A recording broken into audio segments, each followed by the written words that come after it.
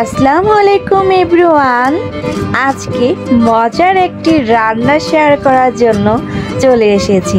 তাই রান্না করতে হলে তো আমাকে আগে তার প্রস্তুতি নিতে হবে। তাই আমি এখানে ছোট ছোট করে অনিয়নগুলো কুচিয়ে নিচ্ছি। আসলে পেঁয়াজ আমাদের এমন একটা জিনিস, প্রতিটা রান্নার ক্ষেত্রেই যেন পেঁয়াজ ছাড়া চলেই না।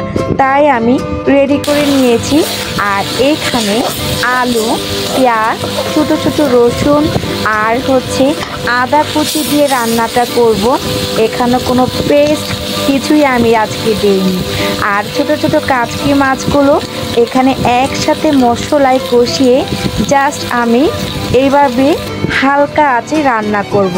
তার সাথে এই যে মৌসুমিটা রান্না তো করা যায় না, বাট এটা কিন্তু ভর্তা খাওয়া যায়। তাই আজকে আমরা মৌসুমি ভর্তাটা করছি, যা আমার গরম ভাতে অনেক পছন্দ। আমার মতো কে কে এই মৌসুমি ভর্তাটা পছন্দ করেন অবশ্যই কিন্তু কমেন্ট সেকশনে জানিয়ে যাবেন। আর আমি ছোটো মাছ রান্না করছি, আর এখানে আমার আম্মু মৌসুমি ভর্তা করছে। আর এই ভর্তাটা তো অনেকেই জানেন, যারা বাঙালি, পিওর বাঙালি, তারা কিন্তু এই ভর্তাটা অবশ্যই পছন্দ করেন আমার মনে হয়। আমার কিন্তু রান্নাটা হয়ে গিয়েছে। এই যে একদম শুকনো শুকনো হলে আমি জাস্ট একটু ধনিয়া পাতা দিয়ে নামিয়ে নিব। হালকা আছে বারবারে নেড়ে দিচ্ছিলাম। আর এই সাইড দিয়ে আমার আম্মুর মৌসুমি ভর্তাটা প্রায় কিন্তু হয়ে এসেছে।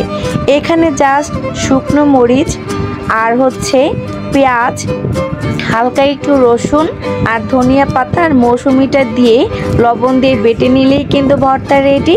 আর এখানে আমার ছোট মাছের চচ্চড়িটা কিন্তু রেডি হয়ে গিয়েছে।